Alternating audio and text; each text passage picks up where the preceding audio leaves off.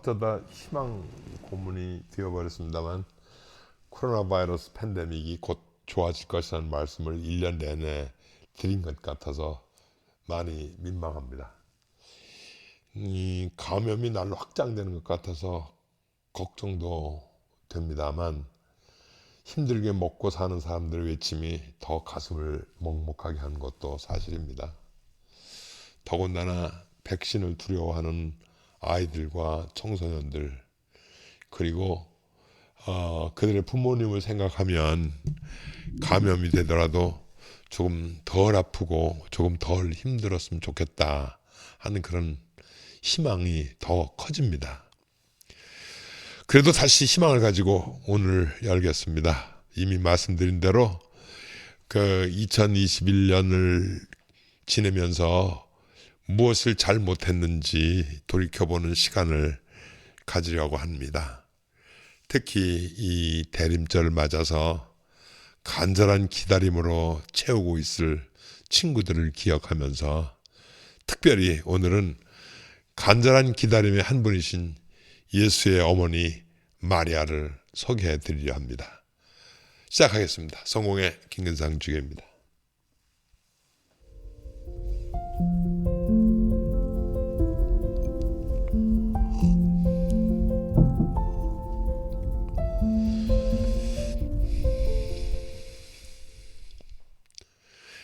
대림절이 되면 그 소환되는 사람들이 있습니다. 뭐 세례 요한이랄지 스가랴랄지 한나랄지.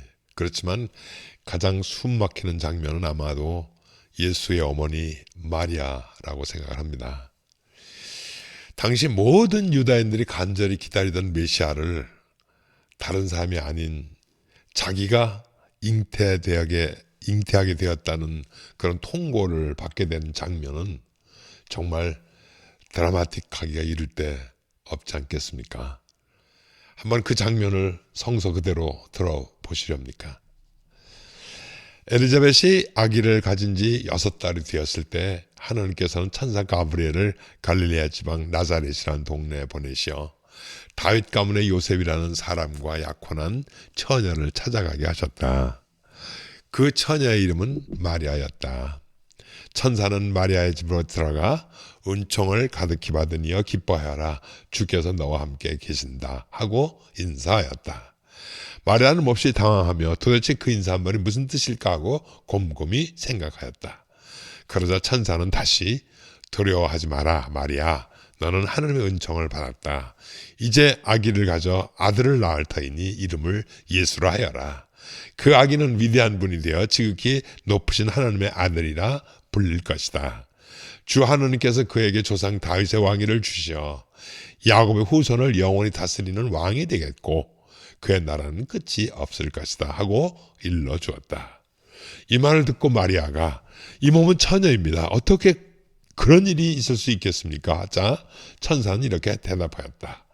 성령이 너에게 내려오시어 지극히 높으신 분의 힘이 감싸 주실 것이다. 그러므로 태어나실 그 거룩한 아기를 하나님의 아들이라 부르게 될 것이다. 내 친척 엘리자벳을 보아라. 아기를 낳지 못한 여자라고들 하였지만 그 늙은 나이에도 아기를 가진 지가 벌써 6달이나 되었다. 하나님께서 하시는 일은 안 되는 것은 없다. 이 말을 들은 마리아는 이 몸은 주님의 종입니다. 지금 말씀하신 대로 저에게 이루어지기를 바랍니다 하고 대답하였다. 그러자 천사는 마리아에게서 떠나갔다. 네, 예수 탄생의 고지, 예수 탄생의 아나운스를 여러분들이 들으셨습니다. 어찌 들으셨습니까?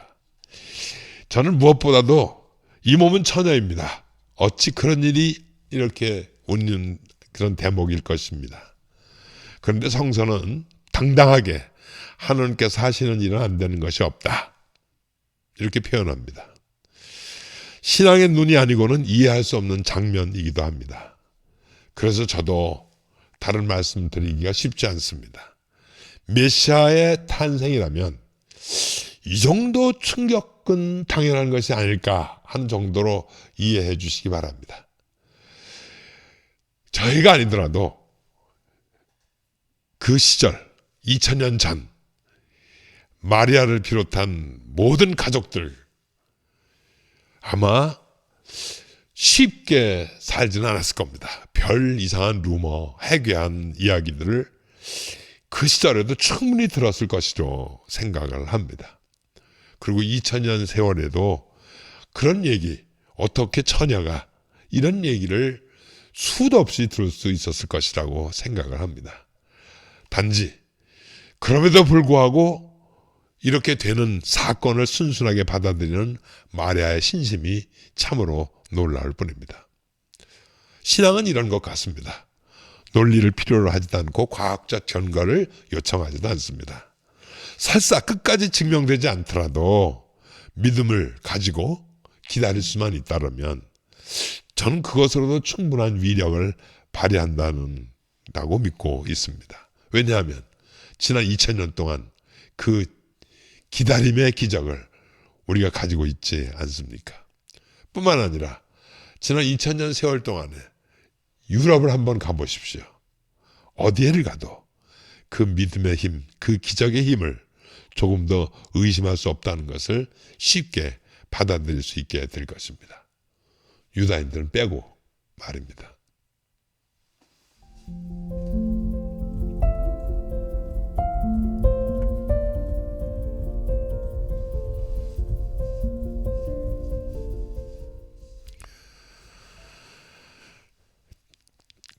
대림절에 또 유명한 등장인물은 말씀드린 대로 세례 요한입니다. 지난주에 잠깐 소개해드렸죠. 사실 세례 요한과 예수님은 친척 같아 보입니다. 뭐 가까운 친척은 아니더라도 말입니다. 그 두 여인이 만납니다. 그런데 참 재밌는 것은 예수를 잉태한 마리아가 세례 요한을 몸에 지닌 엘리자벳을 찾아가게 되는 장면입니다. 거꾸로여야 할 것 같은데 아닙니다. 예수의 어머니 마리아가 세례 요한의 엄마 엘리자벳을 찾아가는 장면입니다. 이것도 그대로 성서 한번 들어보시죠. 며칠 뒤에 마리아는 길을 떠나 걸음을 서둘러 유다 산골에 있는 한 동네를 찾아가서 지카리아의 집에 들어가 엘리자벳에게 문안을 드렸다. 엘리자벳이 마리아의 문안을 받았을 때 그의 뱃속에 든 아기가 뛰놀았다. 엘리자벳은 성령을 가득히 받아 큰 소리로 외쳤다. 모든 여자들 가운데 가장 복되시며 태중의 아드님 또한 복되십니다. 주님의 어머니께서 나를 찾아주시다니 어찌 된 일입니까? 문안의 말씀이 내 귀를 울렸을 때 내 태중의 아기도 기뻐하며 뛰놀았습니다.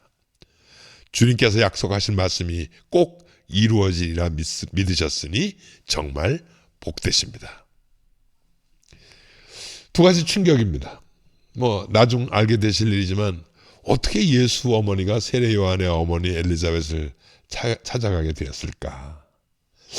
그 처녀로 잉태되는 것이 부끄러워서 그것을 좀 위로받으려고 갔을까? 이런 뭐 상상도 한번 해보게 되는 거죠. 또 하나는 어떻게 엘리자벳은 한눈에 예수를 잉태한지를 알아보았을까? 물론 뭐 성서학자들마다 견해가 조금씩 다르긴 합니다. 우선 제가 뭐 길게 설명드릴 수는 없고요. 우선 모든 성서의 기록이 일기가 아닙니다. 그저 훗날에 기억을 더듬어서 여러 사람들에게 전달된 여러 가지 이야기들을 기록해 놓은 것임에 틀림이 없어서 어느 정도는 꾸밈이 있었을 것이다. 다시 말하면 꾸밈이 없다고 이렇게 말씀드리기가 어렵습니다. 그런데 분명하게 말씀드릴 수 있는 것은 이 증언은 올 것이 왔다 하는 그런 증언입니다. 복음사가들이 다 똑같이 그런 생각을 하고 있는 겁니다. 메시아, 그분이 예수 그리스도다. 그런 것을 염두에다 두고 모든 성서가 기록되어 있을 것이다. 이렇게 생각을 하시면 이 엘리자벳과 그 마리아의 만남도 여러분들은 잘 이해하실 수 있을 것입니다. 왜냐하면 맨 마지막 장면 보시면 압니다. 주님께서 약속하신 말씀이 꼭 이루어지리라 믿으셨으니 정령 복되십니다. 주님께서 약속하신 말씀, 이것은요 구약의 약속을 의미하는 것이기도 하고 또 메시아의 대망이기도 하고 또 그것을 의심 없이 받아들인 마리아의 신심을 의미한 것이기도 합니다. 아시다시피 세례 요한의 어머니가 엘리자벳입니다. 그는 자기 아들이 훗날 세례 요한이 되리라고는 상상도 못했겠죠. 분명한 사실은 마리아 잉태가 예사로운 잉태가 아니라는 것입니다. 그리고 바로 그런 잉태하신 분이 자기를 찾아서 잉태를 축하하는 것은 상상할 수가 없는 일이라는 것입니다. 그런데 아주 훗날 이 모든 것은 구약의 예언자들이 끊임없이 예언한 일이기도 하다는 것을 쉽게 알아차릴 수가 있습니다. 그래서 대림절에는요, 그 성서를 여러 가지 이렇게 골라서 읽는데 그 성사 읽는 대부분의 이사야서, 예레미야서, 아모스서, 말라기서 이런 것들을 읽게 됩니다. 근데 그 부분이 대부분 다 메시아가 어떻게 태어날 거라고 하는 것을 우리에게 알려주는 장면이 있습니다. 그 비밀이 마리아의 노래에 담겨 있습니다.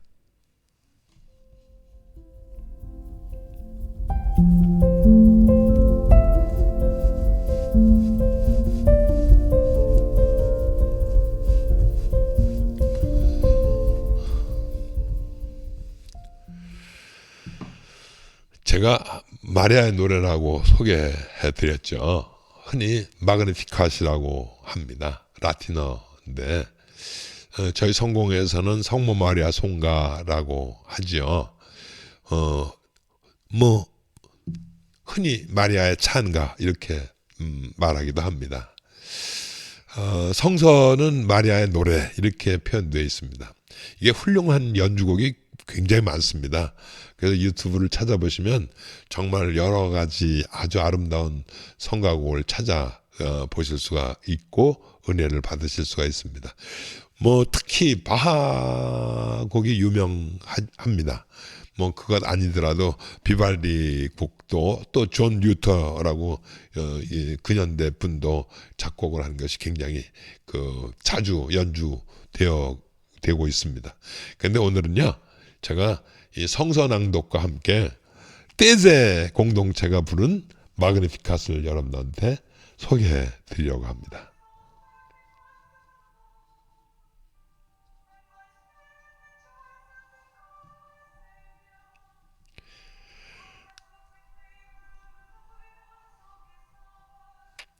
내 영혼이 주님을 찬양하며 내 구세주 하느님을 생각하는 기쁨에 이 마음 설레입니다.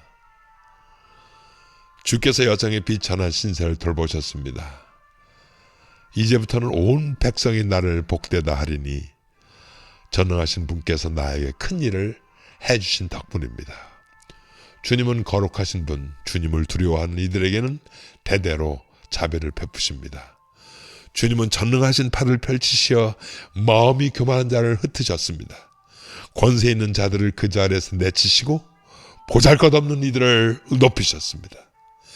배고픈 사람을 좋은 것으로 배불리시고 부유한 사람은 빈손으로 돌려보내셨습니다.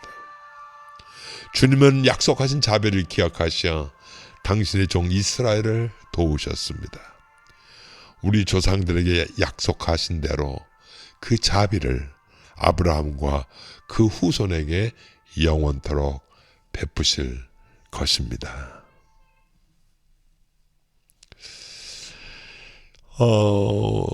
마리아 성가 아니더라도 성서 전편에 표현된 그 메시아 예수 그리스도에 대한 그리움과 기다림은 엄청난 힘이었습니다.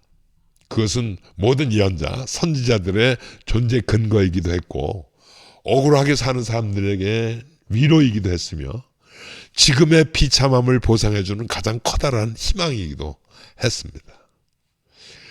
성서가 역사책 정도의 시각이라면 오랜 역사를 통해서 착취당하고 무시당하던, 그래서 너무나도 억울한 유다 민족의 피울음이었다고 그렇게 생각해 볼 수 있습니다만, 이 마그니피캇을 들으면 이건 유다 민족의 얘기가 아니라 이 땅에 사는 모든 사람들의 이야기구나,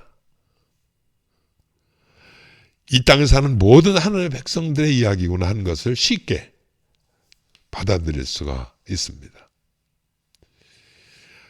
헝클어져 있었던 인류 보편의 가치를 되돌아놓는 그런 위대한 순간, 그것을 지금 마리아의 손과를 통해서 보여주고 있는 것입니다. 단순히 하느님을 배반했던 시절을 돌이켜서 회복의 삶을 살겠다고 하는 것도 아니고, 또 잘못 살아왔던 사람들을 야단치고 꾸짖고 징벌해서 영원한 지옥에 빠지게 된다는 그런 원수 갚음도 아닙니다. 메시지는 아주 분명합니다. 잘 살자는 겁니다. 잘 살자고 하는 것을 착각해서 부자로 살자는 것으로 이해할 수 있는데 아닙니다. 잘 살자고 하는 것은 하느님과 관계를 좋게 그렇게 살자는 겁니다. 그렇게 살려면 교만한 사람들이 겸손해질 때까지 교만한 사람들은 잘난 척해서는 안 된다는 겁니다. 보잘것없다는 사람들도 제대로 대접을 받아야 한다는 것이고, 배고픈 사람은 절대로 있어서는 안 된다는 것입니다. 그러기 위해서는 부유한 사람들의 창고가 비워져야 한다는 것입니다. 얼핏 들으면 무슨 사회주의 세상을 의미하는 것 같이 보이지만 그게 아니고요. 제발 가치, 그게 유다 민족이든 아니든 그리스인이든 로마인이든 남자든 여자든 장애가 있건 없건 모든 사람이 평화롭게 악계동무하면서 잘 살아야 한다는 겁니다. 그 일 때문에 메시아가 온다는 것입니다. 그래서 그 시작의 나팔소리가 바로 성모가 메시아 그리스도를 잉태했다는 소리가 나팔소리가 되는 것입니다. 태어남을 보십시오. 그야말로 그분 마리아도 그렇지만 아무것도 아닌, 돈도 없고 공부도 잘하지도 못하고 좋은 집안에서 태어나지도 않은 그저 아주 평범한 여인. 여러분 아시죠? 그 시절의 여인이라고 하는 것은 보통 일반 사람보다도 훨씬 더 그야말로 존재 가치가 없는 그런 것으로 메시아가 태어난다는 겁니다. 같은 사람들 속에서도 어쩜 손가락질을 받는 것을 감내해 가면서 그런 것을 견뎌내면서 아기를 길러내는 것, 그 믿음이 있어야 메시아는 태어난다는 겁니다. 이런 과정을 통해야 메시아가 우리에게 온다는 것을 마리아는 지금 증언하고 있는 것입니다. 좋은 친구 여러분, 오늘은 어찌어찌 하다가 그만 성서를 꽤 많이 읽어드렸습니다. 불편하진 않으셨죠? 그저 좋은 시 한 편 들었다 생각하시면 감사하겠습니다. 어쨌든 제가 드리고 싶은 말씀은 바로 여러분이 메시아를 잉태한 마리아여야 한다는 것입니다. 세례 요한을 잉태한 엘리자벳이어야 한다는 것입니다. 둘 다 가능성은 없었습니다. 그런데 마리아처럼 그분의 명령에 두려움 없이 저는 주님의 종입니다. 지금 말씀하신 대로 저에게 이루어지기를 바랍니다. 이렇게 응답하기만 하면 기적은 그때서부터 시작되는 겁니다. 여러분들 제가 처음에 성서 말씀을 낭독해 드렸을 때 이 대목 들으셨을 겁니다. 하나님께서 하시는 일은 안 되는 것이 없다. 그렇습니다. 우리의 믿음은 안 되는 것이 없는 믿음입니다. 하나님께서 여러분들을 위해서 준비한 기적, 그 엄청난 기적을 여러분들 스스로 몸소 체험해 보는 그런 시대를 살아가기를 간절히 소망합니다. 기다림을 넘어서 그 기다림이 스스로 체화되는 이 기적 같은 일로 2021년을 성탄절을 맞이하시기를 간절히 소망합니다. 그래, 오늘은 여기까지입니다. 자칫 설교처럼 들릴 수 있습니다만은 제가 설교한 것은 아니고요. 그저 제가 고백을 했다고 생각을 합니다. 지금까지는 정말 겨자씨보다도 한참 못 미치는 그런 믿음을 가지고 살다가 지금에서 비로소 아주 조그만 겨자씨만한 믿음으로 내가 변하는 기적. 내가 연히 보통 사람이지만 이 보통 사람보다 훨씬 더 큰 하나님의 기적을 만드는 그런 사람. 하찮은 사람이지만 그 하찮은 사람이 높임을 받는 그런 기적이 저로서 그리고 또 여러분으로서 시작되는 것을 보고 싶다 하는 그런 희망을 가지고 있습니다. 오늘부터 많이 추워진다고 합니다. 하나님의 거룩하신 도구이신 여러분 스스로도 잘 챙기셔야 합니다. 또 똑같은 운명인 이웃에 사는 보잘것없는 분들도 여러분들이 잘 챙겨주셔야 합니다. 네, 저는 다음 주일에 뵙도록 하겠습니다. 오늘도 역시 기술의 김대하, 진행의 김근상이었습니다. 고맙습니다.